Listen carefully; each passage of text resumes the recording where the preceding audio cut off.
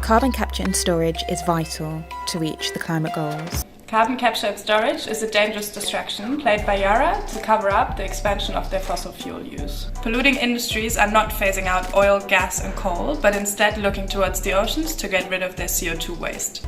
The road from ambition to reality has been long, but now it's happening. Yara International and Northern Lights are announcing the world's first binding cross-border contract for carbon capture and storage. Translation: Yara signed a contract with Equinor, Total Energies and Shell to keep burning fossil fuels. Northern Lights is a huge CO2 transportation and storage plan run by these three fossil fuel giants. The Norwegian government seems to really like it. What could ever go wrong?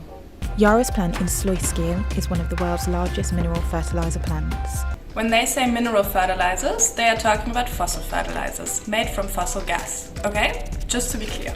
They say mineral, we say fossil! Mineral, fossil! We will capture 800,000 tonnes of CO2 from our ammonia production in the Netherlands by liquefying the carbon and shipping it with Northern Lights to the Norwegian continental shelf for permanent storage.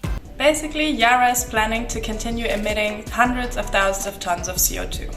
Then they'll ship the CO2 over thousands of kilometers to inject it under the seabed. They're turning the seabed into their own storage site for CO2 waste. It comes with uncalculated risks: seismic activity, toxic brine displacement, and a high probability of CO2 leaks.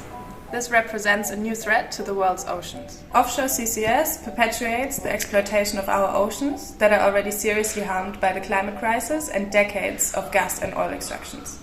This will be a decarbonisation milestone for Yara and the European industry at large. This technology is being pushed at a never-before-seen scale in the North Sea, the Gulf of Mexico and the South China Sea. Events like leaks would pose major hazards to marine life and increase ocean acidification. Not only that, carbon capture and storage, onshore or offshore, has repeatedly been proven to fail. Most CCS projects have fallen short of their promised storage targets or have not even been able to get off the ground due to cost overruns. Carbon capture and storage will decarbonise the industry, making it fit for future by reducing greenhouse gas emissions. And this may sound as if Yara is going to store all the CO2 that develops during their fertilizer production. However, they never committed to stop their grey fertilizer production, which doesn't even include CCS. They just use CCS as a greenwashed marketing technique to further grow their fertilizer production overall. Did you know that next to the production, almost 60% of emissions from fossil fertilizers occur when they are applied to the soil? Well, Yara does not even consider these in their plans.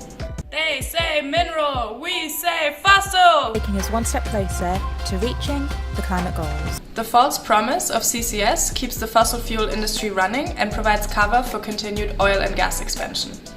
We need to immediately transition away from fossil fuel use and safeguard our crucial natural ecosystems. Yara is making profit from global suffering. This is Yara.